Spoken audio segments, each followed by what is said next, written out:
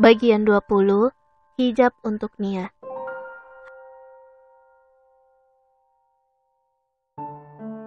Hari-hari berikutnya, Arya mulai sibuk di rumah sakit. Arya sengaja tidak mengambil cuti karena Nia juga sibuk memperbaiki keadaan perusahaan ayahnya yang hampir bangkrut. Tampaknya dampak video asusila itu benar-benar membuat reputasinya hancur. Tatapan sinis dari beberapa karyawan pun tak jarang ia dapati.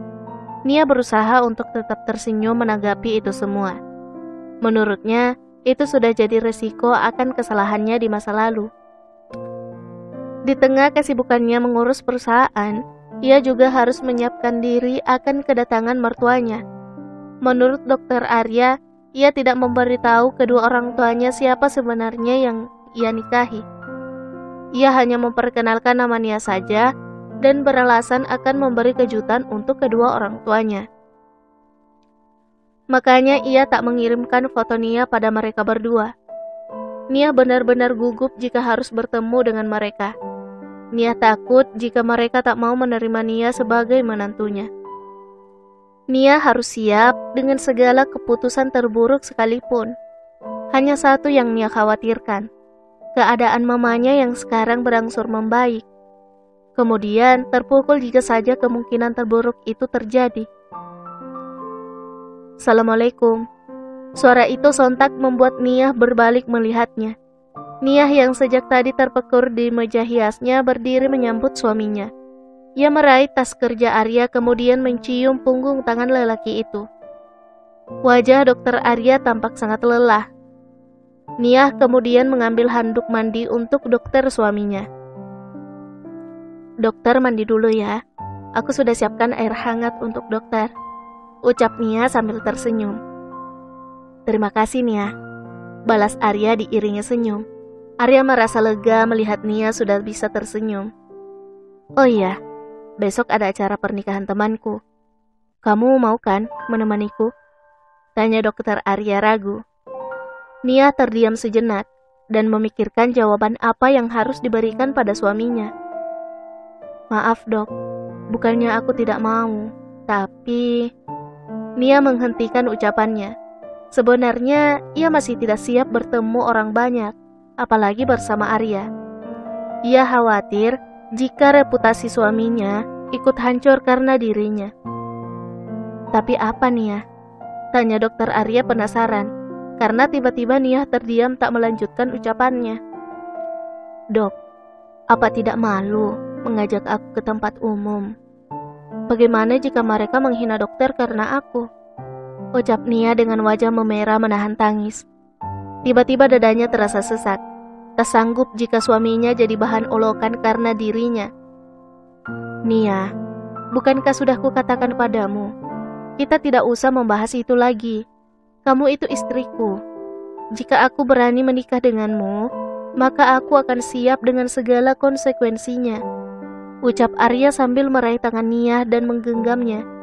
Nia gugup atas sikap lembut Arya. Ada desiran hangat di hatinya menatap lelaki di depannya. Walaupun sudah seminggu menikah, baru kali ini suaminya itu menyentuh tangannya kecuali jika mereka bersalaman saat hendak pergi dan pulang kerja. Arya menatap wajah istrinya yang masih merona karena malu diperlakukan seperti itu olehnya. Ia tersenyum geli melihat Nia yang salah tingkah. Arya sengaja lebih mendekat Nia karena melihat Nia perlahan mundur menghindarinya. Nia, kamu kenapa sih? Aku ini suami kamu. Tapi kenapa kamu terus menghindariku? Tanya Arya sengaja menggoda Nia. Arya ingin sejenak melepaskan pikiran-pikiran Nia tentang perusahaan dan lain sebagainya. Maaf dok, aku tidak menghindar, ucap Nia gugup. Kalau begitu sini, duduk di dekatku. Aku punya hadiah untukmu, sahut Dokter Arya sambil duduk di tepi ranjang. Dengan langkah berat, Nia mendekat ke arah Arya yang terus tersenyum melihat tingkahnya. Untuk besok, kamu pakai ini ya. Arya memperlihatkan kepada Nia setelan hijab dan gamis warna merah muda. Cantik sekali. Untukku? Tanya Nia heran. Bukankah ia tidak mengenakan hijab? Tapi kenapa Dokter Arya menghadiahkan itu? Nia, kamu tahu kan tanggung jawab suami terhadap istrinya? Tanya Dokter Arya pelan diikuti gelengan oleh Nia. Nia, aku punya kewajiban untuk menjaga kamu, bertanggung jawab padamu baik dunia dan juga akhiratmu, sambungnya. Nia terdiam mendengar ucapan suaminya itu. Seorang wanita muslimah harus menutup auratnya, dan sudah jadi kewajiban aku untuk membimbingmu. Kamu tidak mau kan, jika suamimu yang ganteng ini dihukum karena tak mampu menjaga aurat istrinya? Ucap Dokter Arya pelan, diiringi gelengan kepala dari Nia.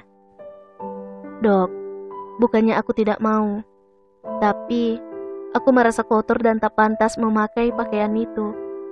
Air mata Nia luruh mengucapkan kata itu. Hati Arya ikut berdenyut sakit. Arya meraih tubuh Nia dan mendekapnya dengan penuh sayang. Nia yang diperlakukan seperti itu tak mampu berkata-kata. Ia hanya menuruti Arya. Ia bersandar di dada lelaki yang telah begitu banyak berkorban untuknya itu. Air matanya terus mendesak keluar. Ia terisak di dada Dokter Arya. Dokter Arya mengelus rambutnya lembut. Nia, maukah kamu kuceritakan suatu kisah? Nia mengangguk mendengar pertanyaan Arya. Di sebuah negeri, ada seorang wanita. Pekerjaannya adalah wanita panggilan. Ia menikmati pekerjaan itu bertahun-tahun lamanya. Namun, karena kekuasaan Allah, hidayah datang padanya. Nia menyimak cerita Dokter Arya dengan penuh perhatian. Karena perasaan berdosa yang teramat dalam, akhirnya ia melakukan perjalanan untuk menuju suatu negeri mencari guru spiritual. Ia melewati padang pasir yang tandus dan kering. Di tengah gurun yang tandus itu, ia dilanda kehausan. Ia mencoba mencari sumber air. Wanita itu menempuh perjalanan yang cukup jauh untuk menemukan sumur yang cukup dalam yang akhirnya hampir kering. Ia berusaha untuk mengambil air dari dalam sumur itu, hingga akhirnya mampu untuk mengambilnya dengan menggunakan sepatu yang ia kenakan sebagai wadah. Setelah berhasil naik dari sumur itu dengan susah payah, seekor anjing berada di tepi sumur. Dengan wajah memelas, anjing itu seakan meminta air padanya. Muncullah rasa kasihan pada anjing itu. Wanita itu memberikan air yang didapatkan dengan susah payah kepada anjing itu. Kamu tahu apa yang terjadi akhirnya, Nia? Tanya Arya pada Nia yang disambut gelengan kepala Nia. Akhirnya wanita itu meninggal dalam keadaan haus. Diceritakan bahwa karena keikhlasan wanita itu menolong sang anjing, maka ia dimasukkan ke surga oleh Allah Subhanahu wa Ta'ala. Ucap Dokter Arya mengakhiri ceritanya. Apa yang bisa kamu petik dari cerita itu? Tanya Arya kemudian. Aku tidak paham, Dok. Ujar Nia menunduk. Ia sebenarnya tahu, tapi ia ragu untuk mengatakannya. Kamu tahu, Allah itu Maha Pengampun. Sebesar apapun dosa kita di masa lalu, jika kita ikhlas untuk berubah dan berusaha untuk lebih baik, maka Allah akan mengampuni kita. Untuk masuk ke dalam surganya bukan lagi persoalan banyaknya amal baik yang kita perbuat, tapi seberapa ikhlas kita berbuat. Karena amalan sebesar apapun tak akan bisa menebus surganya. Kemuliaan seseorang tak diukur dari seberapa besar amal yang diperbuat, tapi seberapa besar usahanya untuk menjadi lebih baik dari sebelumnya. Kamu mengerti, Nia? Ucap Arya menatap wajah istrinya yang kini berurai air mata.